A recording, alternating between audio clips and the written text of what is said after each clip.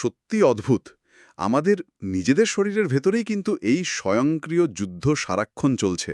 মানে ধরুন শ্বেত রক্তকণিকাগুলো যখন কোনো ব্যাকটেরিয়াকে গিলে খায় বা সবাই মিলে একটা পরজীবী কৃমিকে ঘিরে ফেলে, তখন তাদের একটা সুশৃঙ্খল সেনাবাহিনীর মতোই লাগে। একদম তাই। আমি আসলে ওই টি সেল বা ঘাতক কোষগুলোকে নাইট ক্লাবের বাউন্সার হিসেবে ভাবছিলাম, যারা ওই অনাকাঙ্ক্ষিত ক্যান্সার সেলগুলোকে ঘাড় ধাক্কা দিয়ে বের করে দেয়। কিন্তু মানে বাউন্সারদের তো চোখ কান আছে, এই কোষগুলোর তো সেটা নেই। তাহলে ওরা ঠিক কাকে আক্রমণ করতে হবে সেটা বোঝে কিভাবে? এখানেই আসলে রসায়নের আসল জাদুটা।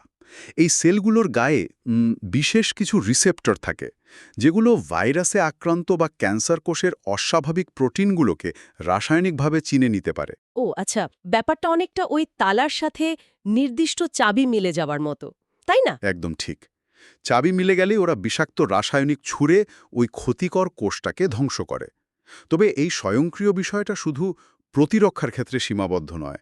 ল্যাবে আলাদা করে রাখা হার্ট সেলও কিন্তু কোনো স্নায়বিক নির্দেশ ছাড়াই নিজে থেকে স্পন্দিত হতে থাকে। দাঁড়ান দাঁড়ান, একটা হার্ট সেল যদি ল্যাবে একা একা স্পন্দিত হতে পারে, তার মানে কি আমরা চাইলে এগুলোকে জুড়ে দিয়ে আস্ত একটা হার্ট তৈরি করতে পারবো? হ্যাঁ, বিজ্ঞানীরা ঠিক এই চিন্তাটা থেকেই বায়ো ইঞ্জিনিয়ারিংয়ের এক নতুন যুগে প্রবেশ করেছেন।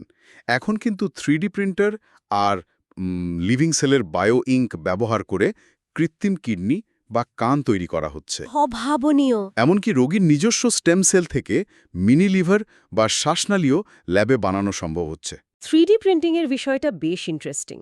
কিন্তু ওই যে আমরা দেখলাম একটা অকেজো হার্টকে স্টেম সেল দিয়ে আবার সচল করা হলো, সেটা ঠিক কিভাবে কাজ করে? মানে পুরনো কোষ তো ধুয়ে ফেলা হলো, এরপর নতুন স্টেম সেলগুলো কিভাবে বোঝে যে তাদের কোথায় বসে কি কাজ করতে হবে? কারণ আপনি পুরনো কোষ ধুয়ে ফেললেও হার্টের মূল প্রোটিন কাঠামোটা কিন্তু থেকেই যায়। এটা অনেকটা ধরুন একটা বাড়ির পিলারের মতো কাজ করে। আচ্ছা, বুঝতে পারছি। একটা স্ক্যাফোল্ড বা কাঠামোর মতো। রাইট। নতুন স্টেম সেলগুলো যখন ওই প্রোটিন কাঠামোতে দেওয়া হয়, তখন ওই কাঠামোর জ্যামিতিক আকার আর রাসায়নিক সংকেত সেলগুলোকে বলে দেয় কিভাবে টিস্যুটা আবার তৈরি করতে হবে। আর রোগীর নিজের কোষ হওয়ায় শরীর এটাকে প্রত্যাখ্যান করারও সুযোগ পায় না। দারুণ তো।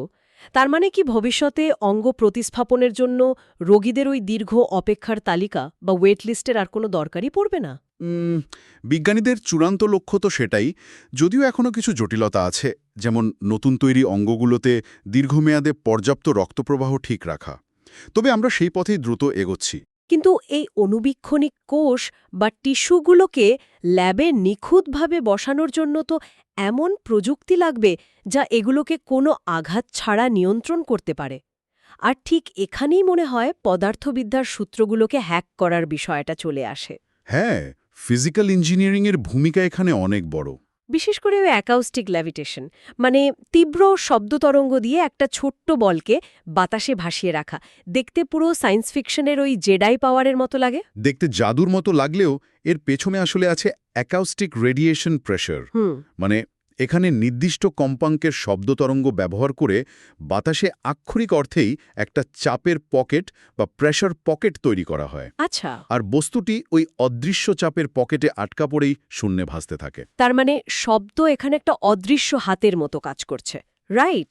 আচ্ছা, কোয়ান্টাম লেভিটেশনের ক্ষেত্রে ওই যে লিকুইড নাইট্রোজেন দিয়ে ডিস্ক ভাসানো হয়, সেটার মেকানিজমও কি একই রকম? না না, সেটা একটু আলাদা আর আরও গভীরে। অতি শীতল তাপমাত্রায় সুপার কন্ডাক্টরগুলো তাদের ভেতর দিয়ে কোনো ম্যাগনেটিক ফিল্ড বা চৌম্বক ক্ষেত্রকে যেতে দেয় না। তারা সেই চৌম্বকীয় রেখাগুলোকে আক্ষরিক অর্থে নিজেদের ভেতরে লক করে ফেলে।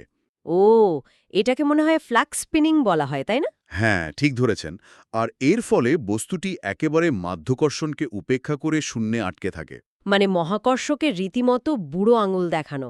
শুধু তো লেভিটেশন নয়, আমরা দেখেছি সুপার হাইড্রোফোবিক বা চরম পানি প্রতিরোধী ছুরি দিয়ে পানির ফোঁটাকে নিখুঁত দুভাগে কেটে ফেলা হচ্ছে। আবার জিরো গ্র্যাভিটিতে একটা চার্জড সুয়ের চারপাশে পানির ফোঁটা উপগ্রহের মতো ঘুরছে। হ্যাঁ, সারফেস টেনশন আর ইলেকট্রোস্ট্যাটিক ফোর্সকে নিয়ন্ত্রণ করার চমৎকার উদাহরণ এগুলো। এমনকি আইবিএম তো পরমাণু ব্যবহার করে পৃথিবীর সবচেয়ে ছোট অ্যানিমেশন মুভিও বানিয়ে ফেলেছে। রাইট। এই প্রতিটি ঘটনাই আসলে প্রমাণ করে যে আমরা প্রকৃতির সবচেয়ে মৌলিক আর ক্ষুদ্রতম উপাদানগুলোকে এখন নিজেদের ইচ্ছে মতো সাজাতে পারছি। সত্যি, জীবন্ত কোষের স্বয়ংক্রিয়তা থেকে শুরু করে পরমাণুর নিখুঁত সজ্জা,